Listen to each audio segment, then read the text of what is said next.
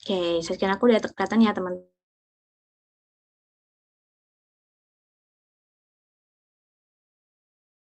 Jadi teman-teman bisa langsung masuk ke akun Google teman-teman dan klik bukadonasi.com. Yang kelihatan websitenya bukadonasi.com. Nah, setelah kita masuk, untuk teman-teman kita harus login dulu ya. Nah, jadi kalau misalkan teman-teman yang belum punya akun, kita bisa klik belum punya akun yang ada di bawah itu. Nah, setelah itu kita akan mengisi beberapa data yang harus diisi. Kita isi nama lengkap kita, terus nanti kita masukkan email kita, dan masukkan kata. Teman-teman ingat ya, kata sandi ini jangan sampai lupa karena ini akan jadi syarat untuk kita masuk ke akun kita nanti saat mau berdonasi. Nah, kita masukkan kotak kita, yakin sama datanya, kita klik tanda centang dan klik tombol daftar. Nah, setelah itu, ketika sudah memasukkan, kita akan mendapatkan notifikasi untuk konfirmasi di email kita. Nanti teman-teman bisa buka emailnya, nanti ada dapat notif dari buka donasi seperti itu, dan nanti langsung klik di sini untuk verifikasi email kita. Nah, setelah sudah verifikasi email, kita dapat notifikasi datang kakak, akun Anda telah berhasil divalidasi. Nah, teman-teman, setelah teman-teman sudah verifikasi, teman bisa langsung nih klik buka donasi jika teman-teman ingin membuka penggalangan di websitenya buka donasi. Nah, teman-teman bisa isi langsung beberapa persyaratan yang ada di situ. Jadi seperti video awal ya, pembukaan ya. Nanti kalau sudah tinggal klik buka donasi. Setelah itu teman-teman juga bisa nih menjadi donatur di beberapa penggalangan donasi dibuka di website kita. Nah, udah banyak nih ya teman-teman. Nanti contohnya kita bisa klik salah satu, yaitu misalkan kita klik Dasiku Cinta Untuk Yatim. Nah, nanti teman-teman kalau mau donasi tinggal klik donasi sekarang. Gitu ya teman-teman ya. Nah, jadi teman-teman, jadi itulah tutorial sedikit gimana sih cara kita bikin akun di Buka Donasi. Nah, challenge-nya adalah aku mau challenge teman-teman hari ini, siapa teman-teman yang bisa bikin akun di Buka Donasi yang paling cepat nanti dapat hadiah dari aku di akhir acara. Jadi stay tune terus sampai akhir, aku akan kasih tahu pengumumannya. Siapa yang memenangkan challenge ini. Oke, terima kasih. Aku balik ke Karya. Oke, makasih banyak Kak Syifa. Hayo teman-teman, buruan. Jadi, itu tadi benar-benar menarik ya teman-teman. Buruan, tunggu apa lagi? Oke, selanjutnya kita pada acara yang kita tunggu-tunggu nih. Jadi, hari ini kita akan ada pemaparan materi yang disampaikan oleh Kak Alim. Teman-teman pasti penasaran kan? Siapa sih Kak Alim ini? Jadi, sebelum kita mulai ke materi, saya akan membacakan CV mengenai Kak Alim terlebih dahulu.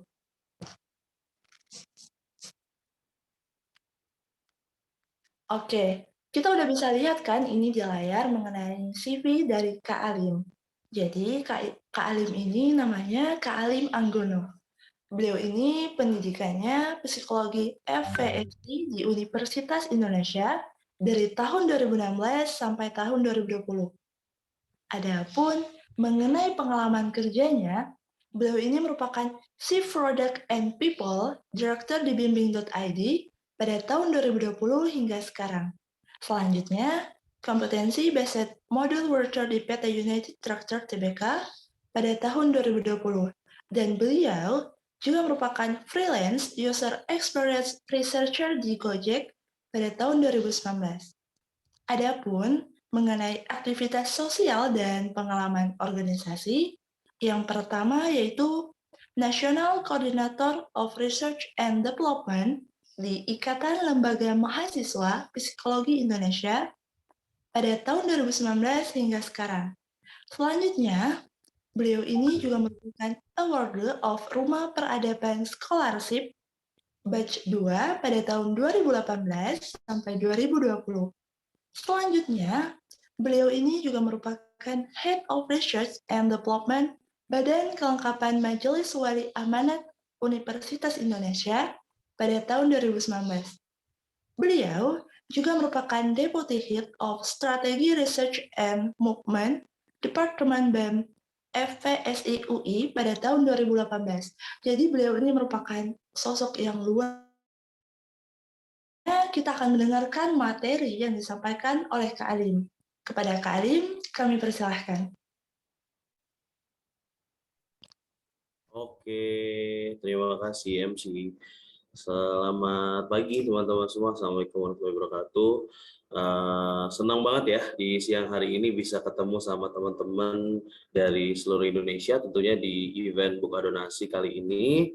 Dan ya sedikit ya tadi tentang intronya. Hari ini kita akan belajar sesuai dengan apa yang teman-teman lihat kemarin di link pendaftaran ya. Jadi tentang digital marketing untuk menebar kebaikan. Nah, sebelumnya kalau teman-teman belum tahu tadi di Buka Donasi ini sebenarnya ini ya Ani juga baru tahu ya dari ternyata sering muncul juga nih di explore Instagram dan juga beberapa orang share ternyata yang jalanin adalah teman sendiri ya. Jadi Kak Fikri dari Buka Donasi dan itu juga dulu kita ini ya Fikri ya satu rumah selama 2 tahun di beasiswa tadi yang disebutin sama MC juga. Dan ya, jadi senang banget bisa hadir di event yang tentunya positif banget ya teman-teman. Di hari Sabtu siang kali ini kita kumpul bareng-bareng buat sharing tentang digital marketing gitu. Jadi kita mulai aja langsung ya, teman-teman kayaknya udah pada mau menyaksikan juga. Jadi lagi-lagi mau short intro ya tentang apa yang udah jelasin MC, mungkin rekap aja. Nih presentnya gimana lupa presentnya gimana sih? Oh di bawah ya. Oke, ya teman-teman kenalin, nama aku Alim, dari sekarang kesibukannya di bimbing.id ya. Jadi bikin bisnis bareng, jadi kita bikin career preparation platform buat yang belum tahu ya. Jadi di situ orang-orang bisa belajar berbagai macam digital skills yang ada di Indonesia. Terus juga mereka langsung dapat outputnya adalah penyaluran kerja gitu. Jadi kita fokusnya adalah job preparation sama digital skills learning gitu. Dan ya dulunya memang banyak beberapa experience di model development di perusahaan, termasuk kalau di bimbing sekarang kita memang salah satu main produknya juga terkait dengan digital marketing. Jadi untuk hari ini disclaimer dulu ya, aku sendiri sebenarnya not so expert, jadi memang bukan expert yang ngajar digital marketing di bimbing.id. Cuma memang kita di bimbing ngajar digital marketing, dan aku juga as a product manager gitu ya, kita juga fokus pada penjualan produk di bimbing pakai digital marketing gitu. Jadi yang itu disclaimer yang pertama ya, jadinya memang menyampaikan sesuai kapasitas. Dan juga pada hari ini karena waktunya cuma 40 menit ya teman-teman, jadi kita nanti diskusi dan aku nyampeinnya tentang digital marketing introduction aja gitu. Jadi introduction untuk mungkin teman-teman bisa pilih channelnya, terus juga teman-teman bisa paham dulu gitu apa yang dimaksud digital marketing gitu, sampai nanti teman-teman call to actionnya gimana gitu ke depannya gitu, termasuk beberapa framework yang kita pakai di digital marketing. Nah gitu dulu kali ya disclaimer yang kedua. Jadi untuk memulai ya teman-teman, kita set dulu nih ekspektasi pada kelas kali ini gitu. Jadi nanti teman-teman setelah ikut kelas ini harapannya bisa mengetahui gimana menggunakan digital marketing for spreading kindness activities, atau sebenarnya in general juga bisa. Jadi teman-teman paham dulu ya gimana cara menggunakan digital marketing di tahap basic. Tentunya karena pembelajaran digital marketing sendiri itu banyak ya. Dia kalau di bimbing kita sampai 3-4 bulan belajar digital marketing aja gitu. Jadi memang kalau after class ini teman-teman bisa explore lagi tentunya kalau mau lebih into ke digital marketing gitu. Oke, kita mulai ya dari yang pertama teman-teman. Jadi tentang kenapa kita pakai digital marketing, termasuk konteksnya kenapa kita pakai itu buat nyebarin kebaikan ya. Kalau kita lihat di internet itu udah banyak banget ya.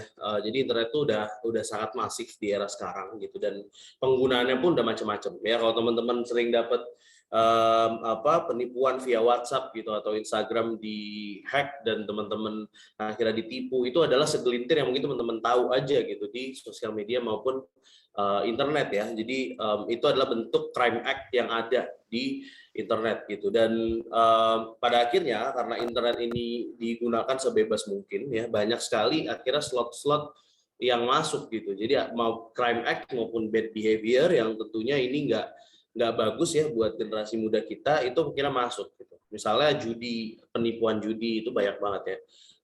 Kalau teman-teman nonton film bajakan itu kan banyak ya judi online yang pada akhirnya menipu. Terus juga ada juga miras oplosan yang dimasukin ke Instagram kemarin ya, ada beritanya juga. Dan selain memang crime act, memang bad behavior juga gitu ya teman-teman. Ini kalau misal konten-konten YouTuber gitu yang memang nggak pantas untuk disiarkan, itu pada akhirnya juga merupakan salah satu bad behavior yang sudah ada di internet gitu. Jadi internet penggunaannya udah luas dan juga mencerminkan bahwa nantinya kalau ini dilihat sama generasi muda kita, ini bahaya banget gitu. Nah, lagi-lagi semua ini kita definisikan sebagai sebuah kejahatan ya. Jadi ini izin mengutip juga ya ke salah satu tokoh ya. Jadi memang kita nih sebagai teman-teman hadir di sini tentunya pengen dapat output tadi adalah menyebarkan kebaikan ya.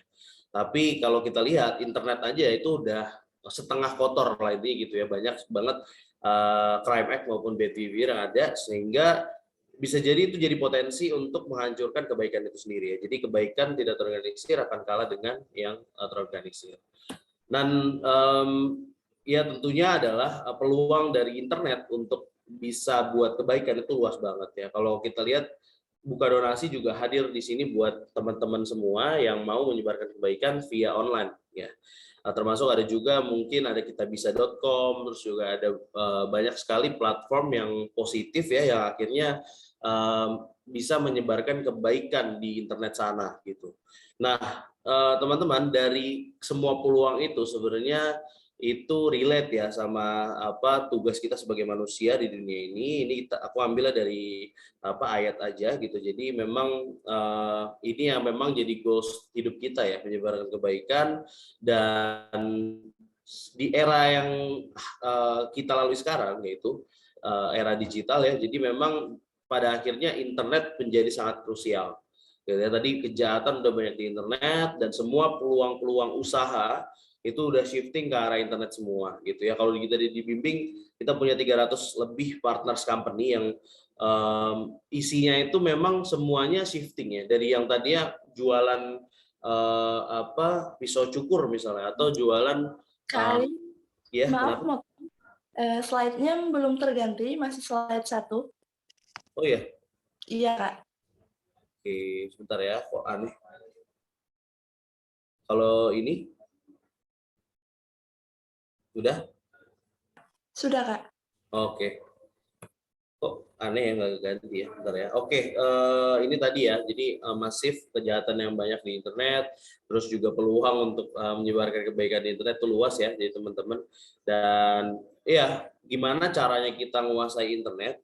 Ya jawabannya adalah digital marketing. Karena ya seperti yang kita lihat ya, jualan baja ringan aja sekarang udah pakai internet. Kemarin ceritanya aku tuh pengen ngisi furniture buat di kantor baru di bimbing gitu. Terus mau nyari tukang las gitu. Nah, what comes to my mind ketika dulu seingatnya zaman SMP ketika pengen nyari tukang las buat benerin tahu nggak sih yang kayak inian di sekolah tuh ya, waktu itu sempat nabrak mobil ke yang buat padus gitu ya, itu kan ada dari besi. Nah itu aku dulu caranya adalah nyari gitu via naik motor gitu zaman SMP, di mana kayaknya internet belum semaju itu ya zaman aku SMP dulu. Tapi sekarang di zaman sekarang yang comes to my mind ketika kemarin pengen ngelas meja buat ngisi furniture kantor adalah cari di internet gitu. Jadi dampaknya internet udah luar biasa itu, termasuk untuk menyebar kebaikan, karena tadi ada kejahatan yang menyebar maupun kebaikan yang memang opportunity itu banyak ketika kita shifting ke arah internet gitu. Dan cara menguasai internet tidak lain dan tidak bukan adalah digital marketing. Jadi digital marketing sendiri definisinya adalah semua aktivitas marketing ya yang menggunakan online gitu ya. Jadi baik kalian pakai mobile smartphone atau pakai tablet atau pakai PC ya, komputer dan lain-lain, itu semuanya pakai internet dan termasuk ke dalam digital marketing gitu. Jadi inilah cara baru menguasai internet ya. Makanya seorang digital marketer kalau dibimbing itu banyak banget dicari sama company karena memang jualan semua pakai itu sekarang. Nah, berikutnya tentang perbedaan ya. Jadi kalau teman-teman tadi udah paham definisinya jelas ya. Kalau teman-teman perlu diferensiasi dulu nih antara digital marketing versus conventional marketing. Singkat aja mungkin ya teman-teman udah pada tahu semua ya. Jadi digital marketing adalah tadi yang berhubungan dengan internet. Oleh karena platformnya itu banyak. Jadi ada yang sifatnya sosial media kayak Facebook, Instagram. Ada juga yang sifatnya internet atau video platform gitu ya seperti YouTube dan juga Google maupun sosial media yang spesifik targetnya yaitu TikTok maupun LinkedIn gitu ya. Terus juga ada juga sebenarnya kayak email itu termasuk juga ke dalam digital marketing gitu, platform digital marketing. Nah, berikutnya ada juga yang namanya conventional marketing ya. Kalau teman-teman lihat zaman dulu tuh banyak banget ada brosur, bahkan sampai sekarang ya, flyer, spanduk, banner, radio dan TV yang sifatnya analog itu masih semuanya conventional marketing gitu. That's why sebenarnya itu teman-teman perlu pahami itu ya supaya tidak salah kaprah aja. Dan perbedaannya jelas ya bahwa conventional marketing punya beberapa kelemahan di sini, yaitu satu, nggak data driven, artinya kalau teman-teman mau mengetahui berapa leads yang masuk dari penyebaran flyer itu kan sulit ya, artinya data tersebut mungkin bisa teman-teman dapat tapi sangat manual gitu, jadinya ini merupakan celah-celah dari conventional marketing gitu. Yang kedua, marketnya sedikit ya. Kalau teman-teman mau nyebar flyer dengan jumlah 100 gitu ya, paling teman-teman bisa coba nyebar satu kecamatan gitu. Jadi jalan X ke jalan Y gitu ya, dan sampai masuk ke dalam satu kecamatan itu. Tapi kalau teman-teman pakai digital marketing, coverage-nya bisa lebih luas gitu. Dan yang terakhir, budgetnya lumayan mahal karena nyetak flyer dengan iklan sehari itu lebih mahalan cetak flyer 100 ya, karena mungkin cetak flyer 100 itu bisa jadi harganya sekitar 30.000, tapi teman-teman iklan itu di Facebook cuma 20.000 gitu. Jadi mungkin itu adalah kekurangan conventional marketing yang bisa di-solve sama digital marketing. Di mana di sini kita bisa ukur ya, kita bisa ukur real time ya, berapa leads yang masuk, terus juga berapa mungkin kalau teman-teman nyebar campaign kebaikan nih, berapa yang pada akhirnya klik gitu, itu bisa dianalisis via digital marketing. Terus scope-nya lebih besar, terus budgetnya juga lebih murah.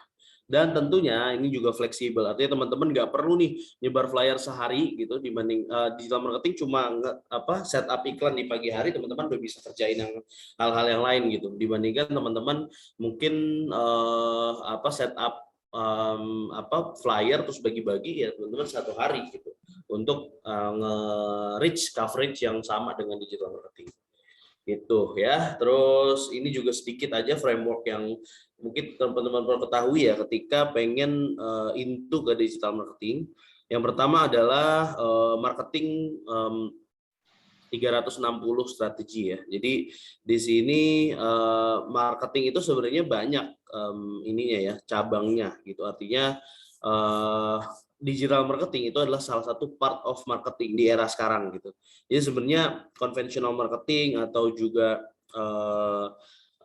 digital marketing itu kan tadi perbedaan based on tools-nya gitu. Tapi kalau jabarin lagi, sebenarnya marketing itu punya beberapa part ya. Jadinya digital marketing itu salah satu partnya. Itu aja sih framework yang mau di-share ya. Dan kalau kita lihat platform digital marketing itu sekarang ada 3 ya kalau teman-teman jabarkan secara umum. Jadi ada yang namanya search engine ya, itu sekarang hampir 90% mungkin ya udah dikuasai sama Google. Tapi search engine yang lain tuh apa? Misalnya Yahoo ya, Yahoo Search itu merupakan search engine juga. Terus juga kalau teman-teman Bing gitu ya, itu juga salah satu search engine. Tapi sekarang semua search engine itu fokusnya memang Google yang kuasai gitu. Jadi hampir memonopoli market ya Google ini ya. Lalu kedua sosial media. Nah, sosial media ini banyak pilihannya. Beda sama search engine ya. Kalau sosial media itu ya teman-teman tahu sendiri ya, ada Facebook, Instagram, TikTok, LinkedIn, Twitter dan lain-lain. Gitu. Dan terakhir email. Nah, email ini banyak juga ya. Jadi ada Zoho Mail, ada juga Gmail dan lain-lain. Itu banyak juga platformnya. Gitu. Jadi yang memonopoli market kayak sih Google aja nih yang paling memonopoli ya. Nah, terus berikutnya teman-teman itu Nah, tadi kan teman-teman udah tahu ya sebenarnya digital channels atau platform itu apa gitu. Jadi setelah teman-teman tahu perbedaan digital marketing, terus juga digital marketing as a part of marketing itu sendiri, terus juga teman-teman ketahui channels-nya juga gitu. Nah, yang perlu teman-teman ketahui lagi untuk intro ya, atau untuk intro sebenarnya digital marketing itu harus teman-teman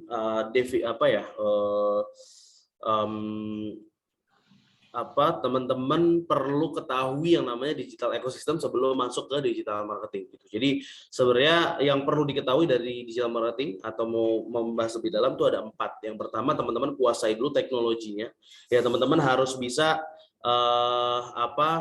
setup iklan Facebook misalnya. Terus teman-teman juga harus bisa bikin website misalnya sebagai salah satu teknologi yang dibutuhkan untuk memulai aktivitas digital marketing.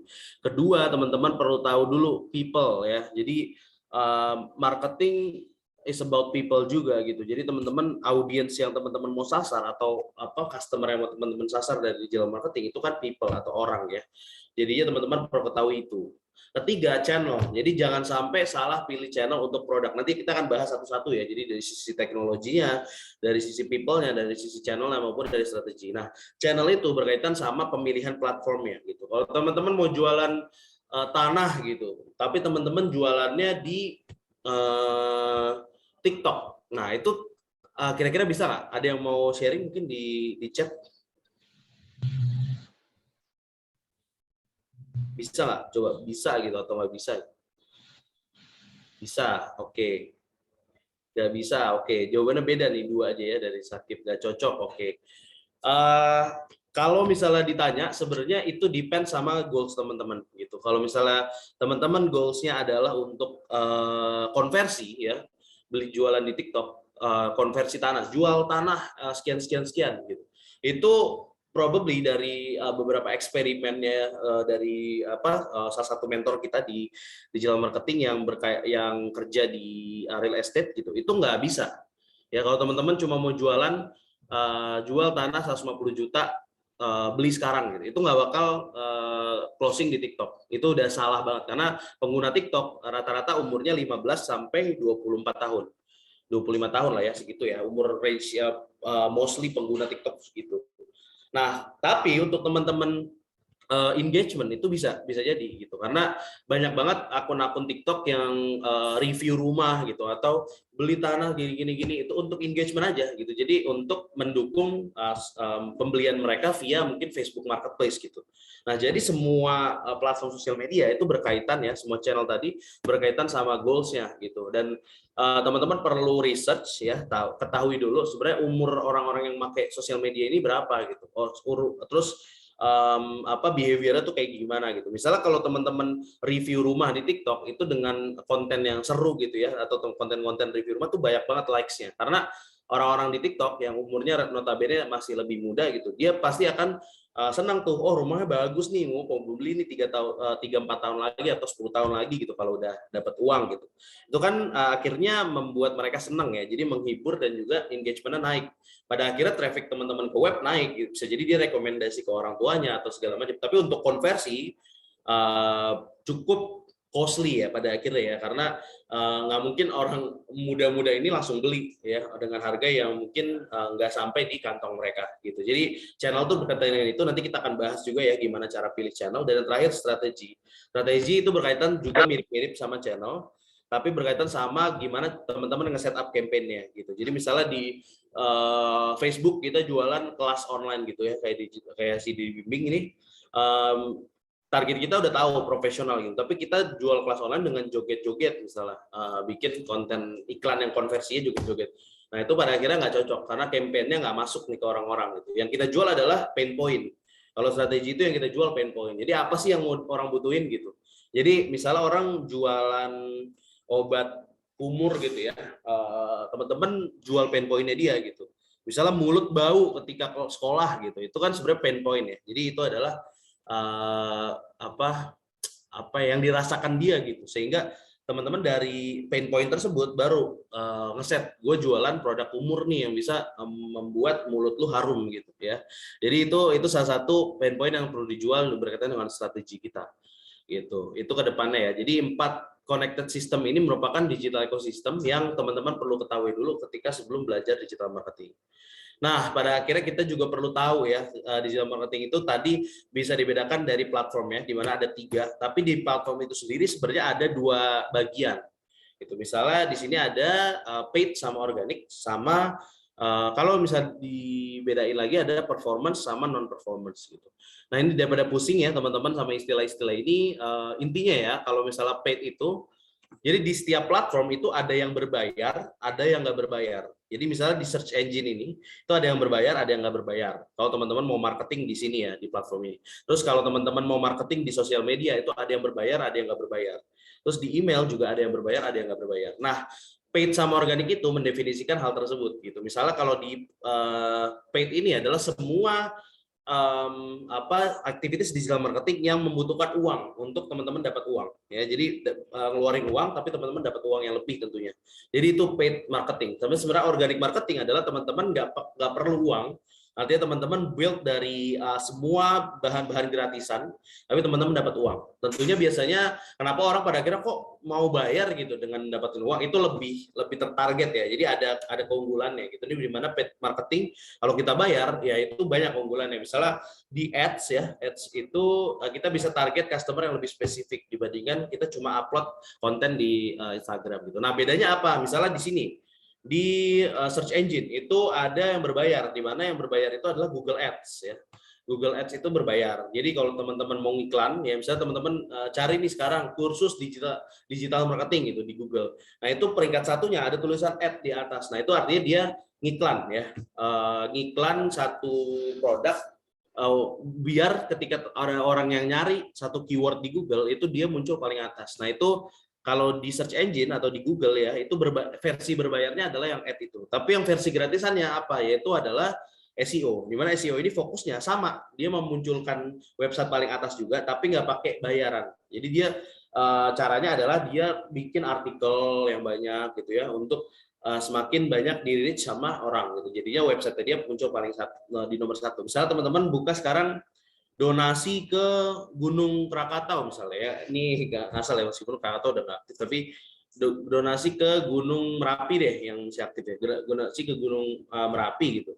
Terus itu yang muncul pertama buka donasi misalnya. Nah, tergantung, kalau buka donasi webnya bagus dengan artikel yang bagus, tapi muncul paling pertama tanpa ada tulisan ad di atasnya, itu berarti dia memaksimalkan SEO-nya dia. Ya, tapi kalau dia muncul ad paling pertama gitu, dia berarti memaksimalkan tools berbayar dari si search engine ini gitu. Jadi iklan maupun nggak iklan ya, tapi dia bikin supaya dia muncul pertama juga gitu. Tentunya yang paling powerful ya iklan, karena kan kita ngasih duit ya ke Google-nya, berarti kan Google pasti akan menomorsatukan orang yang iklan gitu. Itu ya, jadi bedanya. Terus yang kedua, kalau di sosial media, paid-nya yang berbayar tuh apa? Yang berbayar Facebook Ads, Instagram Ads, TikTok Ads ya. Kalau teman-teman buka TikTok sekarang, paling nomor satunya itu adalah banner biasanya tuh. Nah, itu juga banner Tokopedia atau Shopee gitu ya. Itu di iklan di TikTok. Atau kalau teman-teman buka Instagram, tiba-tiba lewat iklan yang bukan dari followers teman-teman, nah itu adalah bentuk iklan. Atau teman-teman buka Twitter gitu ya, ada iklan juga, nah itu salah satu bentuk iklan. Jadi sosial media ini, kok Facebook mau bikin platform segitu sih, bikin platform temenan ya, orang bisa temenan di situ, tapi kayaknya sih ngeluarin biayanya banyak banget gitu. Nah, itu dia ngambil uang dari situ ya, dari iklan. Jadi kita bayar ke Facebook untuk mengiklankan produk kita. Itu bisnis modelnya Facebook ya. Jadi itu versi berbayarnya, dan versi gratisnya apa? Yaitu adalah ya udah teman-teman upload aja konten seadanya ya, konten yang teman-teman biasa upload gitu, dan teman-teman nggak iklanin. Itu adalah satu bentuk organic marketing dari sosial media. Dan terakhir email, ya kalau email yang versi gratisannya ya udah ngirim email biasa kan gratis ya. Tapi ada juga versi berbayar, namanya adalah email marketing ya. Di sini ada Mailchimp, salah satu toolsnya, dia tuh bisa marketingin email yang tulisannya nggak tulisan doang gitu. Jadi ada gambarnya, terus dia juga bisa nge-track berapa yang buka dari email tersebut gitu. Jadi ini keunggulannya dari tools berbayar dari email marketing. Oke, kita lanjut ya dari berbayar apa enggak, kita lanjut lagi, ini nggak usah kayaknya. Kita lanjut kepada ini ya, kuis dulu kali ya. Jadi kalau teman-teman pahami dulu, tadi tuh ada platform atau ada channel digital marketing ya. Terus ada juga versi berbayar maupun enggak di platform tersebut gitu. Nah, aku mau nanya nih ya, biar teman-teman teruji, kira-kira udah paham belum nih materi yang tadi ya. Jadi ini nggak relate ya karena tadi nggak aku jelasin. Jadi yang ini aja kayaknya apa yang tidak termasuk dari apa yang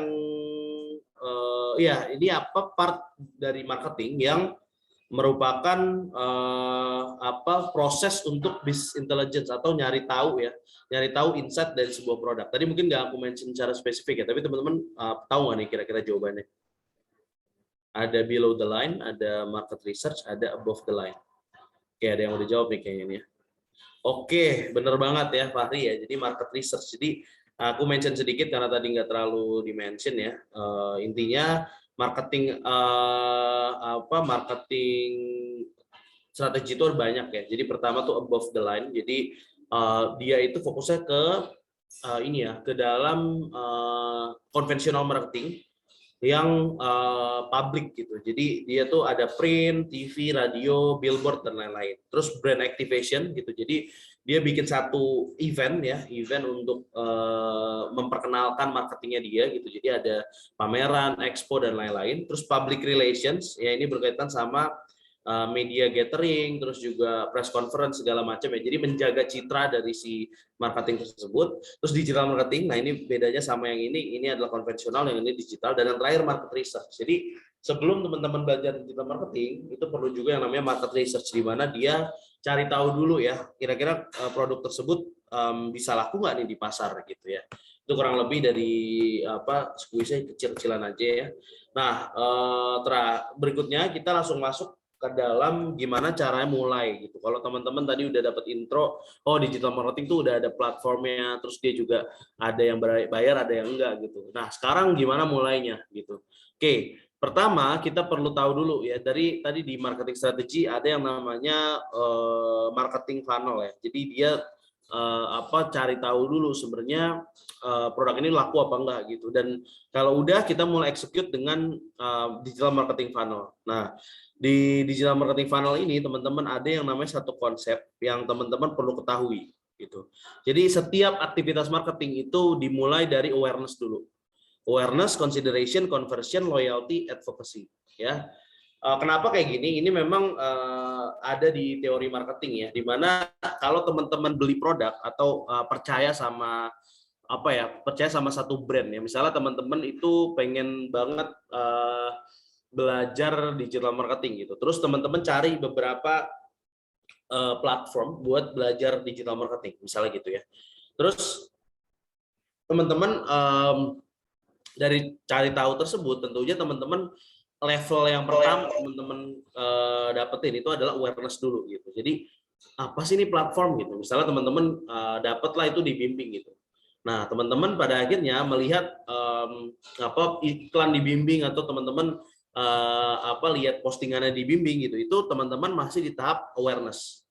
Ya. Terus kalau teman-teman udah mulai mempertimbangkan ternyata ketika gue compare ada beberapa platform, misalnya dibimbing sama platform X gitu. Ternyata dibimbing yang paling affordable nih harganya, dia yang paling ini juga paling murah gitu. Misalnya murah dan juga ternyata fitur yang gue dapat banyak nih. Gue dapat learning management system, terus juga di situ dapat video learning juga ketika belajar di bimbing. Terus ada juga English for Business-nya gitu. Ternyata banyak unique selling point yang teman-teman dapetin ketika cari tahu nih di tahap awareness di bimbing.id misalnya gitu. Terus teman-teman udah mulai mempertimbangkan ya, pada akhirnya ini masuk ke dalam consideration. Nah, terus teman-teman pada akhirnya mau beli gitu. Ternyata udah memutuskan, udah mempertimbangkan dari tadi, ternyata teman-teman belinya dibimbing gitu. Ya. Habis itu ketika teman-teman dibimbing, ternyata dibimbing punya produk lain dari selain misalnya kelas online bootcamp gitu. Terus dia punya produk video course sama si feeling and review. Oh, ternyata teman-teman karena udah puas sama servisnya itu beli lagi ya produknya gitu. Jadi itu termasuk ke dalam loyalty. Dan yang terakhir adalah teman-teman bisa mempromosikan ya. Jadi selain beli juga teman-teman mempromosikan si platform tersebut. Nah, itu adalah journey di mana yang tadinya nggak tahu sama platform kita di awareness ini, orang itu sampai bisa mempromosikan produk kita gitu. Nah, ini sebenarnya yang ditargetin sebagai sebuah funnel di mana teman-teman kalau mau nyebarin kebaikan atau mau jualan produk gitu ya. Intinya teman-teman perlu aware bahwa semua customer akan melalui journey yang kayak gini gitu. Dari mulai awareness sampai advokasi dan gimana cara untuk mencapai journey tersebut. Misalnya tadi journey awareness gitu. Gimana cara teman-teman buka donasi nih misalnya. Mau bikin orang-orang itu aware dulu pada akhirnya donasi nih, dibuka donasi ya, di konversi ini kan masuk ke donasi artinya. Ya teman-teman perlu langsung set up awareness-nya dulu gitu. Jadi kalau kita lihat ya di sini ada yang namanya online ads ya, online ads, social media ads, short video, storytelling post, termasuk juga sebenarnya adalah misal event ini ya, event sharing ini gitu. Itu sebenarnya merupakan cara dari teman-teman untuk menyebarkan awareness. Caranya tuh gini, ini cara yang paling optimal ya. Jadi teman-teman bisa ngiklan, teman-teman bisa lewat sosial media, bikin video TikTok misalnya atau bikin post yang storytelling, itu adalah tujuannya awareness. Jadi orang tahu dulu nih platform kita tuh apa. Nah, setelah itu baru didukung nih, makanya perlu juga nge-build yang namanya SEO, blog, tutorial, testimoni gitu ya. Misalnya testimoni donasi dibuka donasi gitu. Kalau itu ada, artinya itu mendukung orang udah tahu, pada akhirnya orang juga consider untuk beli. Nah, konversi itu berkaitan sama performa si salesnya. Misalnya si sales A ini ya, misalnya customer service-nya buka donasi itu gercep gitu untuk melayani orang-orang yang mau donasi gitu misalnya. Nah, di situ sales performa salesnya itu termasuk dalam conversion. Ya, terus juga ada ternyata namanya landing page ya. Jadi websitenya dia tuh udah bagus apa enggak. Maksudnya kalau website-nya banyak bugnya, terus orang jadi nggak bisa beli di situ, itu kan pada akhirnya bounce rate ya. Jadi bounce rate-nya meningkat, pada akhirnya dia nggak mau beli gitu. Dan terakhir, kalau misalnya berkaitan sama loyalty sama advocacy, ini berkaitan sama namanya customer relationship management. Jadi di digital marketing ada itu juga ya. Cuma kayaknya nggak cukup waktu itu jelasin itu. Intinya kalau udah satu kali beli, usahain gimana caranya customer itu beli lagi gitu dengan pelayanan yang super juga gitu. Jadi ada marketing juga via email misalnya, terus juga ada offer yang menandakan kalau dia member tuh dapat opportunity tertentu dan lain-lain. Itu kalau udah advokasi berarti udah bikinin dia jadi influencer gitu kali ya di approach gitu. Nah, ini juga kurang lebih sama ya. Artinya mah kalau dari digital marketing ini yang atas ya. Jadi kayak kalau di awareness tuh online ads dulu, terus nanti blog untuk consideration.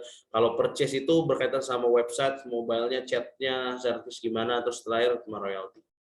Nah, setelah teman-teman tahu dulu ya tadi gimana cara proses marketing end to end ya dari segi funnelnya gitu ya, sehingga teman-teman bisa consider kalau misalnya mau jualan tapi tahapnya orang tuh belum tahu dulu nih platformnya apa, ya teman-teman mulai dari sini gitu. Terus kalau orang udah tahu mulai dari sini ya. Jadi itu cara-caranya ya, gimana mulai untuk menyebar kebaikan dengan digital marketing. Yang berikutnya adalah cari tahu dulu audiensnya siapa ya. Jadi ini banyak banget caranya. Jadi walaupun kayaknya nggak akan komprehensif untuk dibahas di waktu ini ya, tapi nanti teman-teman boleh explore lagi. Intinya know your audience ini banyak sekali metodenya ya. Jadi dia itu bisa diambil dari platform kita yang kita ads itu ya. Jadi ada beberapa analytics yang memungkinkan kita untuk ngambil data audience ya. Ternyata yang pada akhirnya klik website itu berapa, siapa aja gitu. Terus personanya kayak gimana gitu, orang-orangnya umurnya berapa, gendernya apa, terus personal preference-nya apa dan lain-lain, itu bisa sebenarnya dapat dari situ. Dan dia itu biasanya bisa kita definisikan ya. Nanti kalau teman-teman mau spreading kindness gitu tapi via digital marketing, yang perlu teman-teman ketahui dari cara buat kontennya, dari cara teman-teman ngiklannya, bikin campaign-nya itu perlu disesuaikan sama persona yang teman-teman sasar. Misalnya kalau teman-teman mau jualan kosmetik gitu, demografi seorang yang akhirnya beli kosmetik itu apa gitu. Pada akhirnya teman-teman perlu definisikan. Misalnya untuk kosmetik toner dan juga serum misalnya, itu kan yang pakai mungkin bisa aja general gitu ya, jadi cowok dan cewek misalnya gitu. Kecuali teman-teman jual lipstick udah pasti cewek ya yang pakai, cowok nggak tahu sih ada apa enggak, cuma intinya mostly gitu. Tapi untuk toner dan serum sekarang trennya banyak juga cowok yang pakai pada akhirnya, dan itu akhirnya teman-teman jadikan satu demografi dari si persona tersebut. Terus backgroundnya apa, backgroundnya yang mungkin teman-teman mau sasar, misalnya mahasiswa itu banyak yang mau pakai karena lagi di tahap pengen glowing gitu ya, jadi dia banyak yang beli karena mungkin di tahap banyak ya, memang dari datanya itu bisa teman-teman cari sendiri gitu. Lalu challenge-nya apa gitu, jadi mereka mungkin di sini cowok cewek ini kulitnya agak sensitif gitu. Terus juga iya itu beberapa challenge yang merupakan bagian dari produk juga ya. Jadi mungkin challenge-nya kulitnya sensitif, terus nggak cocok sama semua brand gitu. Ya teman-teman bikin satu produk pada akhirnya yang menyesuaikan itu harusnya ya.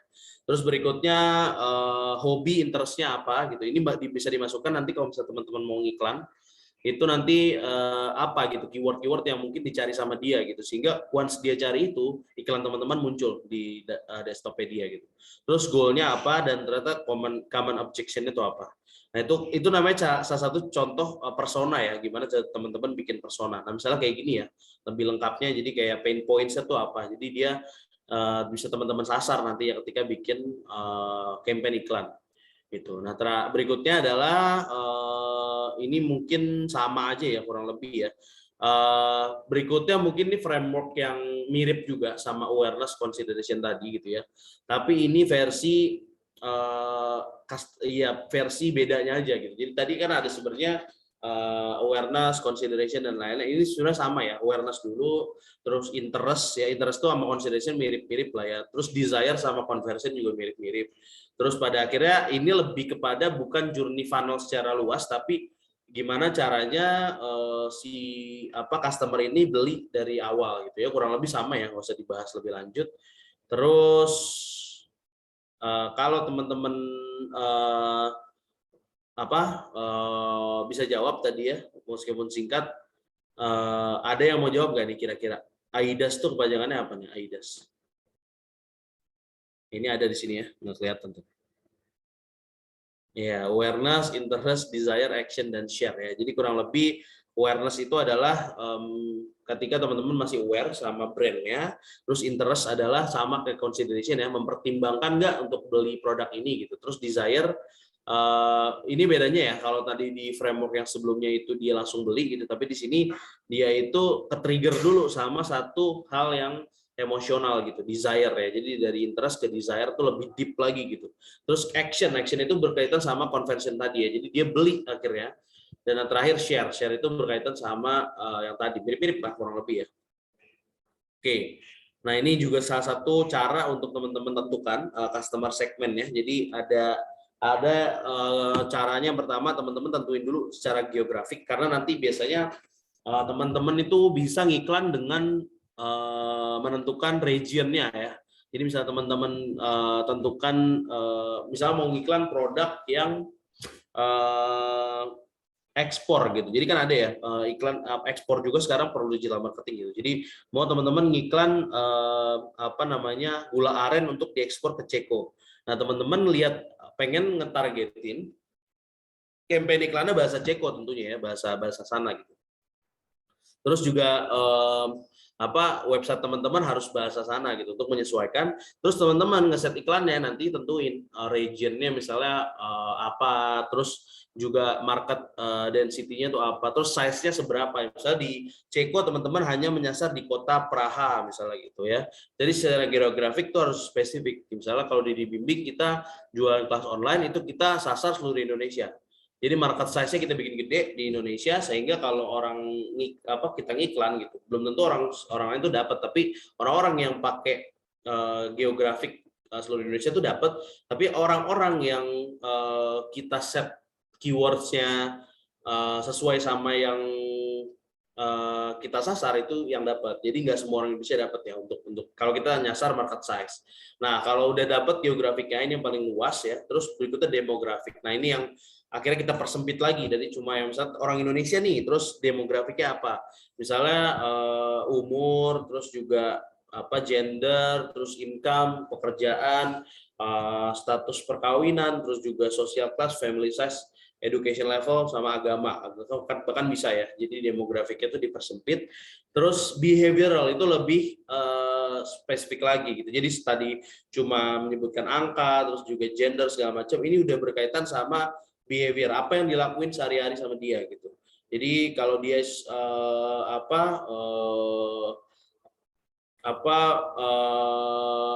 beli misalnya vacuum cleaner gitu, itu dia nyarinya kemana, itu kelihatan semua di sini gitu. Jadi di Google itu, di Facebook dia punya, di Facebook dan Google itu punya semacam CCTV ya. Jadi kayak dia bisa melihat behavior si user ini ketika beli itu di website kita, bisa kita setting up di sana gitu.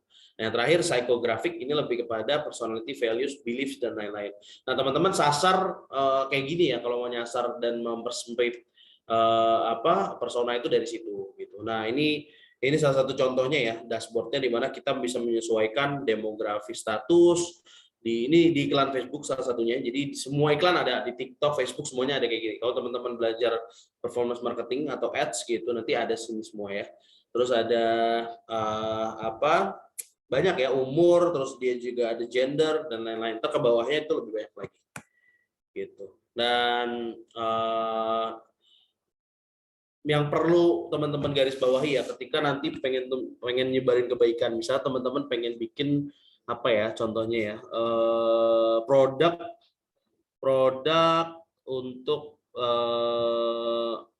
atau buka donasi ya paling dekatnya ya, atau apapun kebaikan yang teman-teman pengen lakukan, misalnya bikin event untuk membantu sesama gitu. Nah, semua produk itu laku ketika 30%-nya itu laku ketika dia menjawab kebutuhan customer gitu. Misalnya teman-teman pengen nyasar kebaikan, tapi pada kenyataannya ya ketika teman-teman udah ngelakuin market research nih, orang tuh nggak tertarik misalnya sama value, gue bisa membantu sesama. Misal ya, itu kita nggak tahu. Orang Indonesia pasti percaya banyak yang baik, tapi lagi-lagi kadang-kadang ya kita harus paksakan sebuah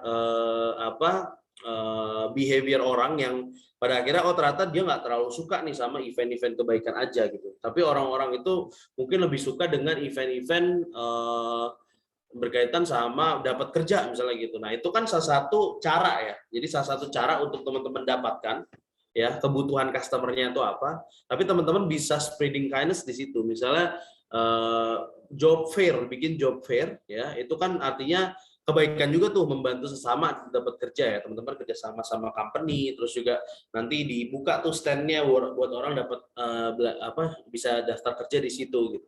Itu kan sebenarnya menjawab kebutuhan customer, dan dari situ baru teman-teman tahu dulu ya, tadi kalau udah tahu itu baru tahu tuh gimana cara ngiklannya, based on market research maupun gimana cara teman-teman ketahui ya. Kalau ngiklan di sini cocoknya di mana gitu. Itu nanti akan kita pelajari ya. Nah, di sini teman-teman perlu tahu juga yang namanya mana ya, yang kayak penting untuk dikasih tahu ya.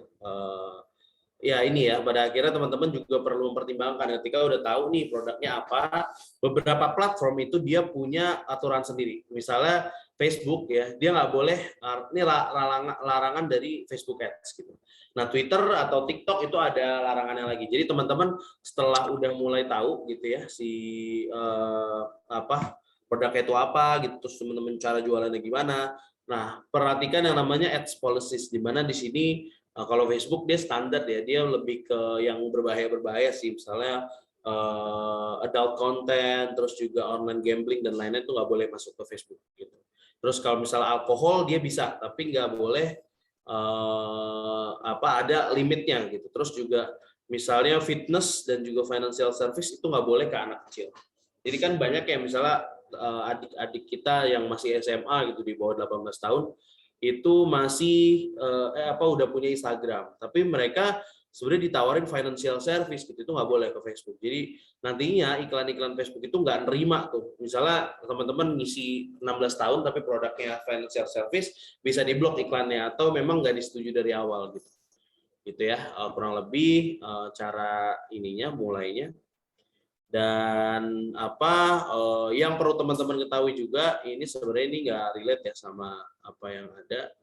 Nah, kita lanjut ke dalam ini yang terakhir ya, ini mungkin terakhir, yaitu cara pilih platformnya. Tadi teman-teman udah dijelasin ya, platform tertentu belum tentu cocok gitu. Jadi teman-teman ketahui dulu apa yang sebenarnya ditawarkan sama platform tersebut.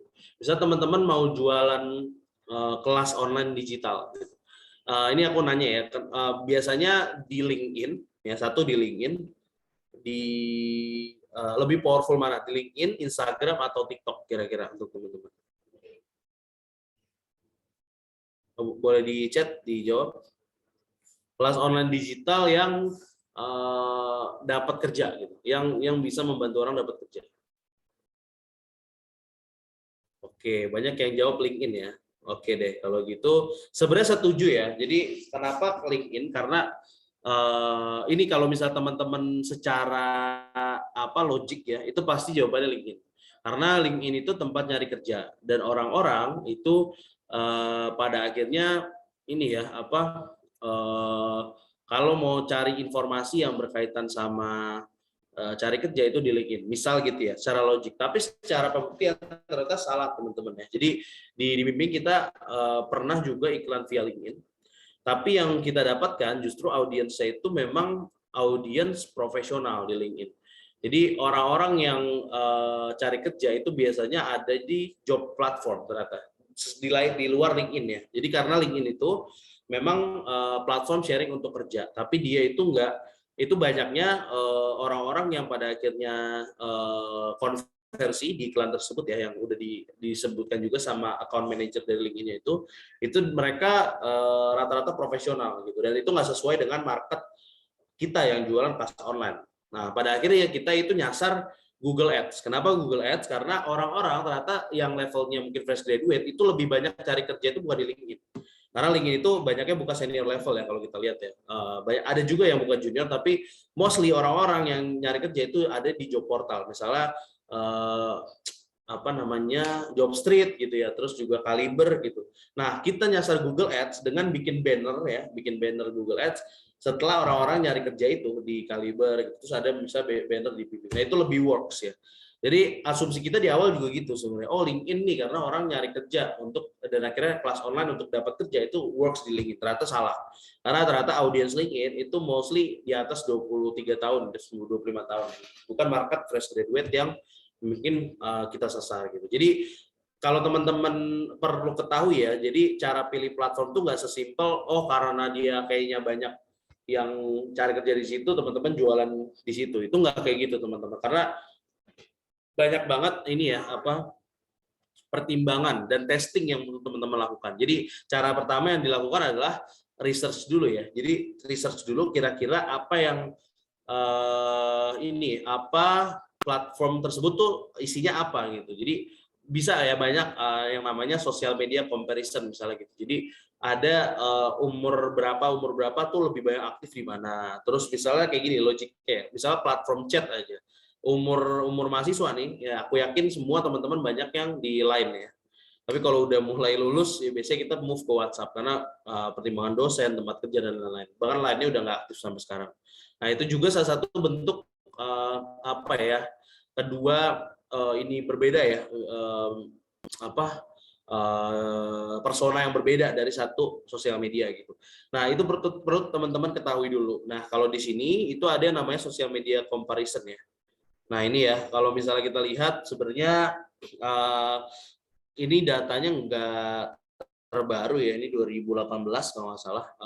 Aku belum nemu yang terbaru, tapi intinya banyak di internet ya data-data seperti ini karena memang biasanya research ya, bukan ini karena aku susah aja ngegambarin via website ya. Biasanya research dari McKinsey itu juga ada ya, jadi kayak tentang social media trend gitu, atau research dari agency itu banyak yang fokusnya ke sana gitu. Jadi jam uploadnya tuh jam berapa, terus juga misalnya fokusnya tuh apa gitu, terus growth yang bisa teman-teman dapat ketika belajar di situ tuh apa gitu. Jadi semua yang kalau teman-teman udah tahu produk apa yang mau dijual gitu, itu baru teman-teman cari tahu kira-kira jualan yang paling efektif via apa nih gitu. Itu cara terbaik untuk start digital marketing. Karena kalau teman-teman ngiklan nih, ngarang gitu ya, misalnya jual kelas online, di LinkedIn aja lah gitu, ads LinkedIn aja itu sehari 100.000 misalnya, itu teman-teman ngiklan atau testing selama 30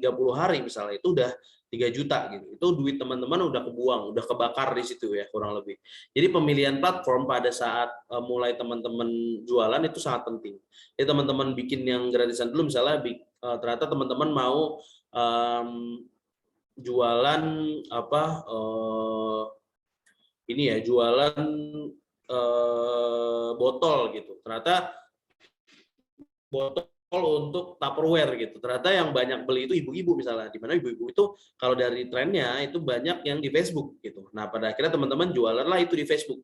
Nah, berarti teman-teman sesuaikan kampanye apa gitu. Jadi teman-teman mulai dulu dari gratisan, tapi pemilihan platform itu sangat menjadi kunci ya. Dan teman-teman perlu ketahui dulu perbedaan-perbedaan platformnya. Dan kalau untuk update-nya aku nggak tahu ya, karena udah ada shifting. Misalnya dulu tuh Instagram dipenuhi sama orang-orang yang umurnya muda. Sekarang Instagram udah mulai ditinggalkan orang-orang umurnya muda, pada move ke TikTok gitu. Kalau udah mulai agak tua, Instagram, lama-lama ke Facebook. Kalau LinkedIn itu parsial aja ya, dari orang yang nyari kerja atau orang-orang yang udah profesional, dan dia sangat spesifik ya ininya marketnya. Twitter ada marketnya sendiri. Itu jadi teman-teman perlu ketahui. Dan kalau di sini ya, ini ada yang namanya, ini juga sih namanya segmented reach-nya ya. Jadi kalau teman-teman bisnisnya itu ke B2B atau ke corporate gitu ya, itu ternyata paling bagus justru ke Instagram ya, dan Facebook juga ya. Tapi kalau teman-teman main B2B itu setauku sekarang LinkedIn yang paling gede ya. Jadi kalau teman-teman mau jualan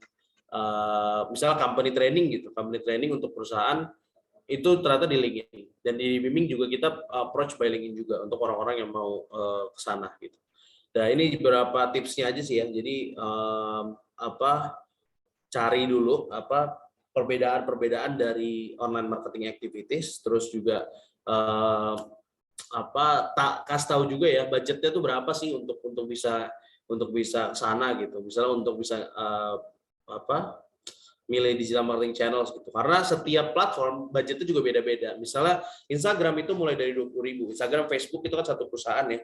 Dia ngiklan di sana tuh mulai 20.000. Kalau teman-teman nggak mau bayar ya udah yang gratisan, upload post di Instagram, Facebook itu gratis gitu. Tapi kalau untuk di TikTok itu biaya ads-nya lebih mahal. Dia around 50.000 paling murahnya ya. Terus LinkedIn lebih mahal lagi, 100 ribuan ke atas ya. Jadi itu perbedaan budget. Artinya kalau teman-teman mau nyasar produk tapi budgetnya juga nggak sesuai, itu juga bahaya. Jadi setelah tahu perbedaan online marketing activities, budgetnya juga. Nah, yang berikutnya adalah goal-nya juga udah tahu gitu. Jadi berapa konversi yang mau didapetin dari Facebook misalnya. Ternyata teman-teman pertimbangkan, jualan gue cukup netral nih, misalnya kelas online gitu ya. Itu bisa jualan via Instagram, bisa jualan via Facebook, bisa juga via LinkedIn, tapi kelas-kelas yang mungkin sifatnya advance atau B2B tadi ya. Nah, itu kan udah 3 tuh. Kalau di BIM sekarang itu udah pakai 3 itu. Nah, kira-kira goalnya tuh untuk setiap itu apa gitu. Jadi kalau yang aku sempat mention tadi di awal, orang jualan tanah di TikTok itu goalnya cuma engagement bagusnya. Kalau misalnya dia mau konversi, itu nggak bisa tuh di TikTok. Karena audiensnya muda gitu, nggak jarang banget orang yang pasti akan beli gitu ya, yang sampai sekali buka website terus beli sekarang terus dia konversi di situ itu pasti jarang. Jadi engagement untuk nambah followers, untuk nambah community itu bagus di TikTok untuk produk-produk yang sifatnya mungkin mahal atau apa gitu ya.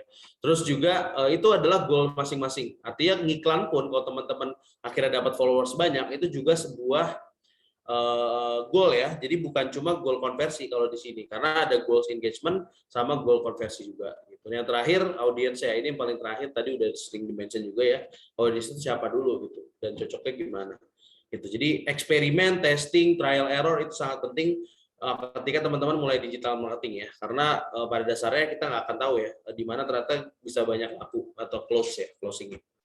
Ini juga salah satu kampanye dan mungkin itu aja kali ya, udah cukup kali MC ya. Tadi untuk waktunya udah cukup kalau dari aku sih. Kalau saya ada pertanyaan boleh. Oke, makasih banyak Kak Alim atas materi yang sudah disampaikan. Jadi sebelumnya tadi sempat disinggung mengenai dibimbing. Jadi dibimbing ini merupakan platform yang mendukung penuh para pemilik growth mindset untuk selalu mengembangkan diri melalui belajar online dan berkarir. Apa aja sih layanan yang ada di bimbing.id ini? Yang pertama ada Skarir, School for Career. Jadi, Skarir merupakan produk persiapan karir dari dibimbing.id yang menyediakan berbagai layanan persiapan kerja seperti review CV, dan LinkedIn, psikotest, mentoring, dan English for Career Profession. Selain itu, juga ada mengenai video course, layanan video course. Ada free event. Adapun free event ini free event, video course, kemudian ada bootcamp, dan layanan professional class, organization and company training, kemudian bagi teman-teman yang penasaran mengenai dibimbing.id ini, teman-teman bisa segera cek Instagramnya yaitu @dibimbing.id, buruan segera follow sekarang, dan websitenya yaitu dibimbing.id. Ayo teman-teman buruan yang penasaran nih, segera follow ya. Ada banyak layanan yang benar-benar bermanfaat buat kita semua. Oke, next selanjutnya kita masuk ke sesi tanya-jawab. Sebelum masuk ke sesi tanya-jawab, buat teman-teman juga harus follow IG bukadonasi.com. Dan websitenya, maaf sebentar.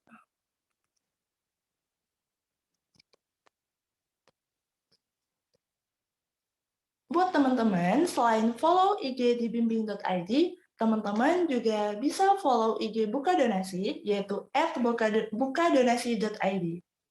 Baik teman-teman, selanjutnya kita masuk ke sesi tanya-jawab. Untuk teman-teman yang ingin bertanya, silahkan untuk raise hand terlebih dahulu. Atau bisa juga di kolom chat. Silakan teman-teman yang ingin bertanya.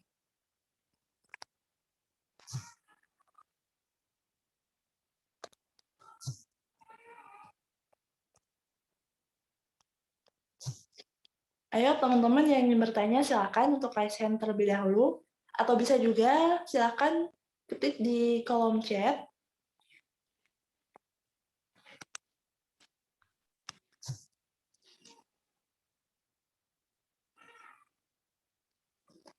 Jadi di sini kita mempunyai kuota 2 orang penanya. Ayo kakak-kakak yang ingin bertanya silahkan.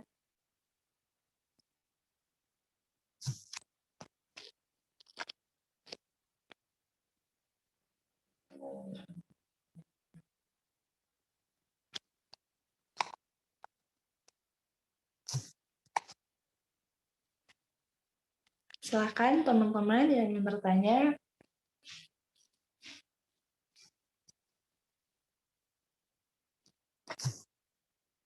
Atau teman-teman udah, ini ada yang bertanya Kak di kolom komentar.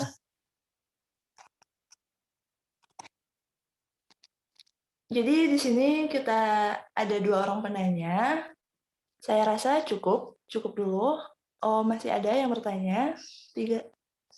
2 orang penanya. Mengenai pertanyaannya akan saya bacakan terlebih dahulu.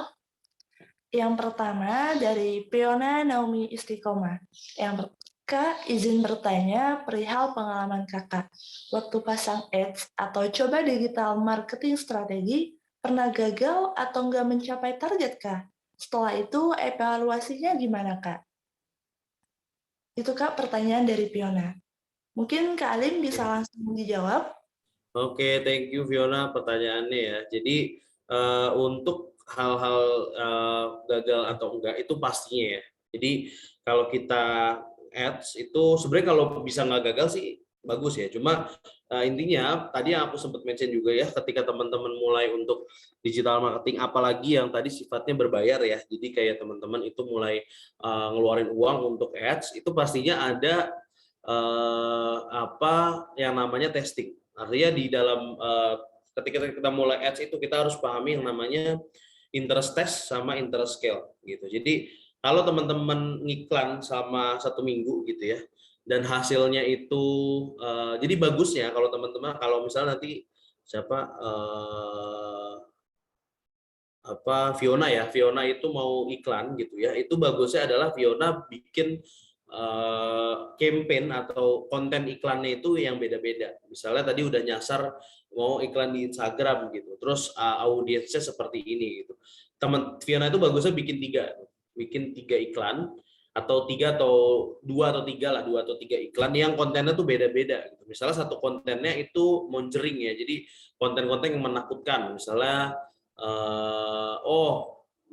mau jualan tentang apa ya, mau jualan tentang jaket gitu, kedinginan di puncak gitu misalnya, itu kan menakutkan. Atau konten iklannya misalnya lebih ke menonjolkan bahannya gitu, bahan dari jaket tersebut yang soft dan segala macam gitu. Jadi tergantung produk teman-teman ya. Mungkin yang ketiga adalah terkait dengan brandnya gitu. Misalnya ini brand lokal yang udah banyak peminatnya gitu. Jadi 3 konten tersebut itu dites tuh, namanya interest scale. Waktunya sekitar 7 hari gitu. Jadi kalau teman-teman ngebudget ini iklan bisa 20.000 sampai 100.000 gitu ya sehari, bisa ambillah 20.000 gitu. Dikali 7 gitu. Misalnya itu 150.000 lah. Itu adalah biaya yang harus teman-teman keluarkan untuk interest test. Kalau di interest test tersebut ternyata hasilnya udah bagus gitu ya di 7 hari tersebut, itu teman-teman bagus dong. Artinya misalnya di 7 hari tersebut udah ada banyak yang beli nih iklan teman-teman gitu. Dari iklan teman-teman udah banyak yang beli produknya. Nah itu udah bagus. Tapi kalau misalnya teman-teman belum bagus, ya itu berarti uang 150.000-nya adalah yang teman-teman keluarkan untuk bikin orang apa sih iklan ini belajar dulu. Nah nanti di interest scale teman-teman pilihlah konten yang paling bagus tuh di antara 3 tersebut. Itu tipsnya ya. Jadi kalau di bimbing kita bisa bikin kayak gitu. Bisa satu kontennya video, satu lagi poster aja yang 1 biji, satu lagi poster tapi banyak misalnya gitu. Nah terus isi kontennya beda-beda itu. Terus ternyata yang works di 7 hari tersebut cuma 1 konten nih. Nah itu akhirnya namanya masuk interest scale. Jadi di scale up dari si konten yang bagusnya itu di scale up. Nah pastinya kalau pengalaman gagalnya banyak ya. Jadi misalnya 3 tersebut yang 2-nya gagal itu sering banget kita. Cuma ya tadi teman-teman nggak boleh terlalu lama juga. Kalau misalnya udah gagal, ganti konten yang lain. Ya jadi pertama make sure dulu produknya udah yakin teman-teman untuk laku sesuai dengan customer personanya. Dan kalau udah mulai iklan, itu pastinya teman-teman nggak boleh lebih dari 7 hari. Kalau udah 7 hari ternyata jelek gitu ya, itu teman-teman at least mungkin kalau masih penasaran lagi nih dipertahanin 2-3 hari gitu. Tapi kalau udah lewat itu, better teman-teman ganti kontennya, atau justru kalau misal ternyata produknya berarti nggak laku nih, udah ganti produk. Ganti konten atau ganti customer persona, ganti umur yang mau disasar, itu juga salah satu bentuk trial error ya. Dari tadi sebenarnya kalau di iklan itu kita perlu ada yang namanya trial error, dan itu benar-benar harus dilakuin. Jadi 7 hari. Dan kalau pengalaman gagal ya evaluasi begitu. Terus evaluate, dan apa nih misalnya dari produknya atau dari si customer persona yang nggak cocok atau dari segi kontennya itu paling penting gitu. Jadi itu sih Fiona mungkin jawabannya. Jadi sering banget, dan kalau gagal ya evaluate by beberapa komponen yang tadi aku jelasin gitu. Baik, makasih Kak Alim buat pertanyaannya. Gimana nih Fiona? Udah puas sama jawabannya apa masih ingin nanya nih? Silahkan. Mantap. Selanjutnya, ini ada pertanyaan dari Afriyana Fadila. Kak, izin bertanya, jika kita mau buka usaha, nah kita sudah menentukan target pasarnya kemana. Tapi kita bingung untuk menentukan harga pasar. Nah, itu gimana Kak? Siap, kalau gitu. Ini menarik ya. Jadi yang namanya market research itu juga terbagi menjadi 2 ya. Jadi satu adalah targetnya, dan yang kedua adalah harga pasar. Jadi berapa value yang tepat untuk produk yang kita jual. Cara terbaiknya untuk cari tahu, kalau misalnya udah tahu nih target pasarnya, cara terbaik untuk bikin harga itu adalah kompetitor analisis. Jadi untuk kompetitor teman-teman yang misalnya jualan produk tertentu ya dengan apa spesifikasi produk yang mungkin mirip gitu. Ya udah juallah dengan harga yang mirip dengan kompetitor. At least mungkin lebih bagus kalau bisa teman-teman tekan harganya lebih bawah gitu, itu bagus. Karena di sini persaingan market tuh udah gede-gede ya. Jadi kenapa di online itu harganya bisa lebih murah ya? Misalnya teman-teman beli HP nih di online dengan offline, jamin pasti online pasti harganya lebih murah. Karena memang di situ persaingannya udah lebih terbuka gitu. Karena kalau di market, kalau misalnya di offline ya teman-teman ke toko satu gitu, terus mungkin harganya mirip-mirip juga ya sama toko-toko di lantai tersebut gitu, di lantai misalnya lantai mall gitu. Tapi untuk di internet itu udah lebih gila lagi karena persaingannya udah seluruh Indonesia.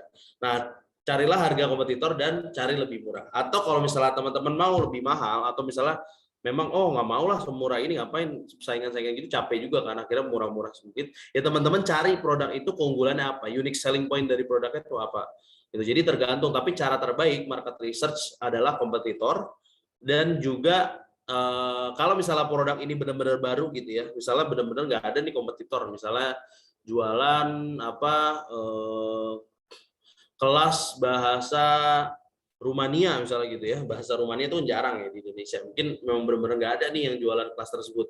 Ya udah karena nggak ada kelas bahasa Rumania di mana teman-teman salah satu yang punya ininya, punya apa ininya, ya udah teman-teman mungkin bisa based on research dari nanya-nanya ya dari berbagai orang yang tertarik dengan bahasa Rumania, bikin aja form yang umur berapa yang mau teman-teman sasar, terus juga apa si audiensnya ini tertarik tentunya, jadi dicari orang-orang yang tertarik bahasa Rumania, ditanya berapa harga yang mau kalian bayarkan untuk misalnya servis kelas bahasa Rumania selama 4 hari gitu, di dalam 4 hari dalam 1 bulan misalnya gitu. Nah itu salah satu bentuk cari tahu kira-kira berapa orang mau bayar gitu untuk harga tersebut. Itu namanya market research ya. Jadi sebenarnya bahasan market research banyak ya, dari mulai design thinking sampai orang tuh pada akhirnya apa menentukan si harga tadi. Tapi intinya secara sederhana dua tadi. Jadi based on kompetitor, atau kalau benar-benar produknya baru ya teman-teman buka form kepada orang-orang yang mau disasar tadi, udah berapa yang mau lo bayar buat produk yang gue buat gitu sih, kira-kira kurang lebih kayak gitu ya. Tapi bagus nih pertanyaannya.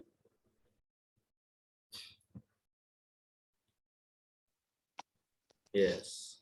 Oke, makasih Kak Alim buat jawabannya. Gimana nih, udah puas kan sama jawabannya? Atau mungkin masih ada yang ditanyakan? Silahkan. Yes, silakan teman-teman.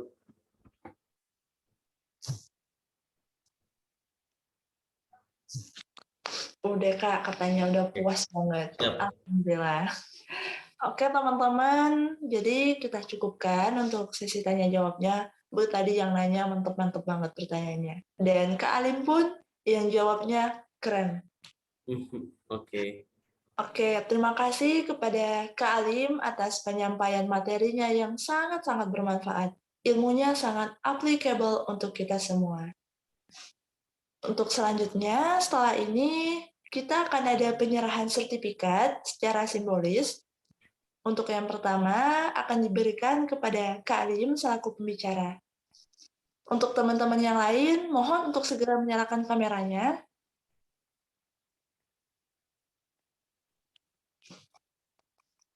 Kepada panitia yang bertugas, mohon dipersilahkan untuk dokumentasi serta sertifikatnya.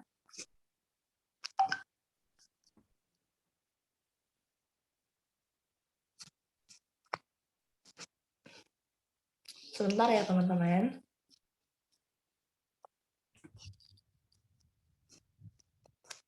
Oke, di sini sudah ada sertifikatnya.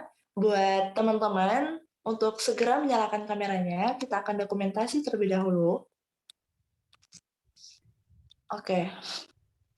Baik, saya hitung. 1, 2, 3. Sekali lagi.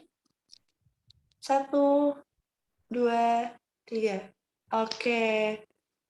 Terima kasih banyak Kak Alim atas waktunya. Terima kasih teman-teman semua. Terima kasih sudah menyempatkan waktunya dalam memberikan materi yang luar biasa. Teman-teman, jadi nanti sebagai Syarat untuk mendapatkan sertifikat, itu teman-teman harus mengikuti hingga akhir. Selain itu, teman-teman juga diwajibkan untuk mengisi CSI. Namun sebelum itu, kita bakalan dokumentasi sama-sama nih. Tadi kita udah dokumentasi bareng Kak Alim. Sekarang kita dokumentasi lagi. Buat teman-teman, buruan nyalain kameranya. Biar wajah-wajah ganteng, cantiknya kelihatan. Gimana kakak tim dokumentasi udah siap?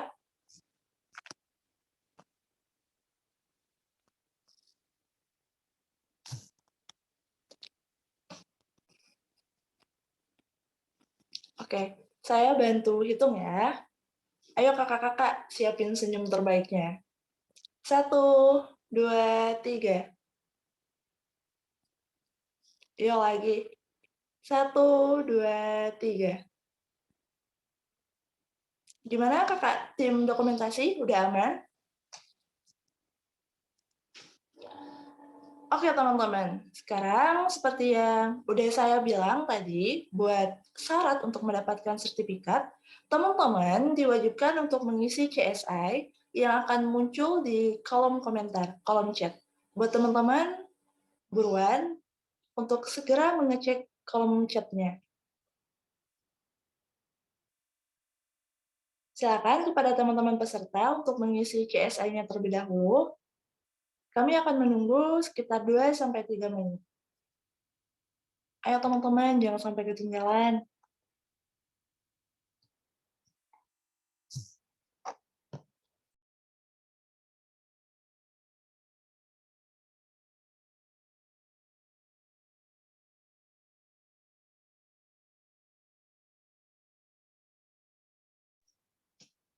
Sekali lagi buat teman-teman untuk segera mengecek kolom chatnya.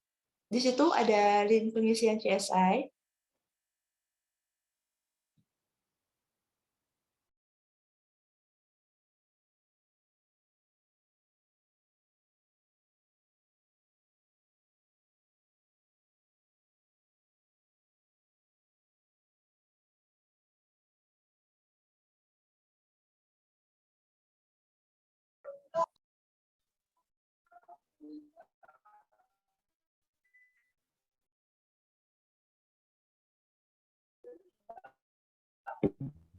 Ditunggu ya 2 menit lagi. Pada teman-teman buruan isi.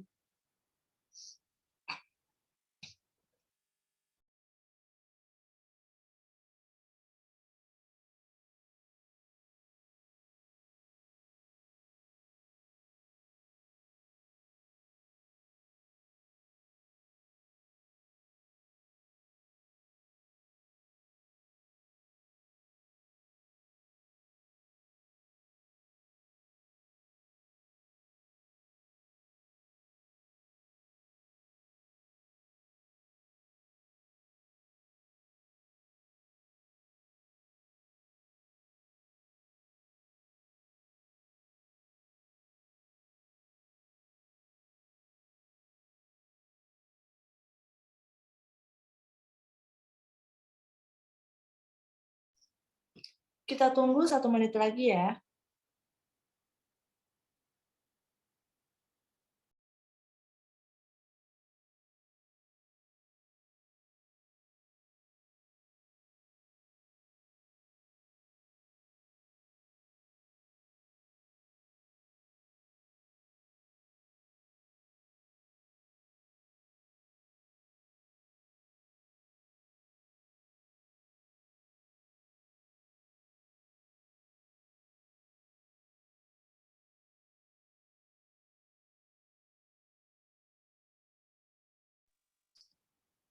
Teman-teman, sambil kita nunggu teman-teman yang lain ngisi CSI, sekali lagi saya informasikan bahwa teman-teman buka donasi juga membuka grup WhatsApp komunitas peduli yatim dan komunitas sedekah subuh. Bagi teman-teman yang ingin menyalurkan donasinya, bisa langsung daftar dan bergabung di grup WhatsApp kami. Adapun untuk link pendaftarannya, teman-teman bisa langsung cek di kolom chat.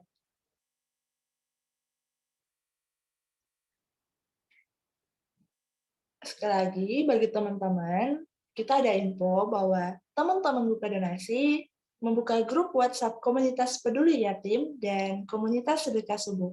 Bagi teman-teman yang ingin menyalurkan donasinya, bisa langsung daftar dan bergabung di grup WhatsApp kami. Untuk link pendaftarannya, teman-teman bisa cek di kolom chat.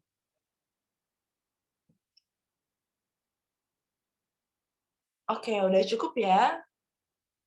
Buat teman-teman, saya harap semuanya udah mengisi mengenai CSI, karena nanti ini merupakan syarat bagi teman-teman untuk mendapatkan sertifikat. Selanjutnya, kita ada momen nih yang ditunggu-tunggu banget, yaitu pengumuman giveaway. Nah, pengumuman ini akan disampaikan langsung dari tim Social Development. Kepada tim, kami persilahkan.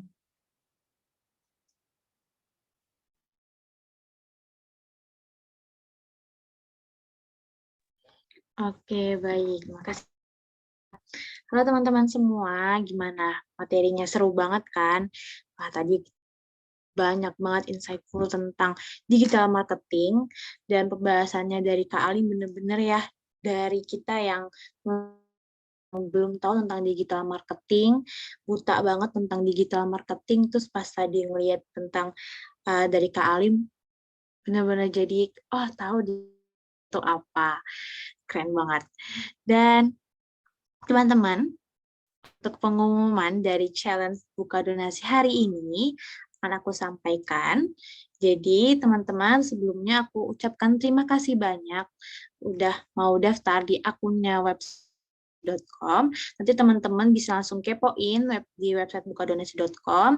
Teman-teman bisa penggalangan donasi untuk teman-teman sendiri atau di sekitar lingkungan teman-teman, misalkan ada yang membutuhkan, bisa langsung bikin donasi kita. Dan teman-teman juga bisa jadi donatur di website kita untuk pilih nih mau mana donasi teman-teman jadi donatur. Banyak banget pilihan donasinya ya. Dan teman-teman, oke, pengumuman akan aku umum.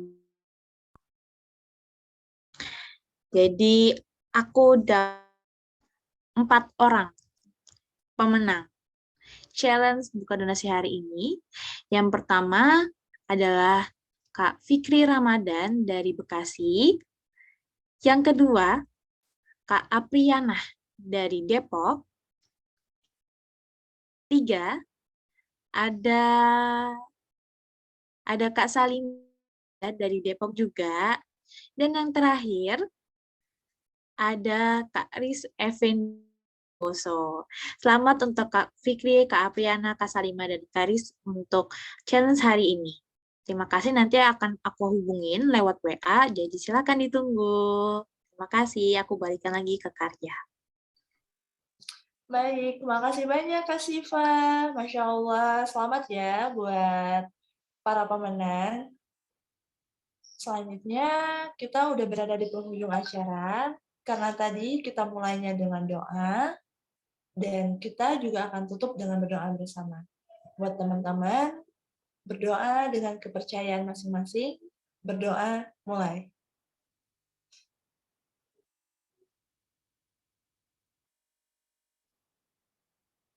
Berdoa dicukupkan. Teman-teman, sekali lagi saya informasikan bahwa teman-teman buka donasi juga membuka grup WhatsApp komunitas peduli yatim dan komunitas sedekah subuh. Bagi teman-teman yang ingin menyalurkan donasinya, bisa langsung daftar dan bergabung di grup WhatsApp kami. Untuk link pendaftarannya, itu ada di kolom chat. Buat teman-teman nih yang belum follow-followan sama buka donasi, buruan cek IG-nya sekarang, yaitu bukadonasi.id. Baik teman-teman, saya Ria Agustira, pamit undur diri. Terima kasih atas perhatiannya. Sampai jumpa di rangkaian acara buka donasi lainnya. Wassalamualaikum warahmatullahi wabarakatuh.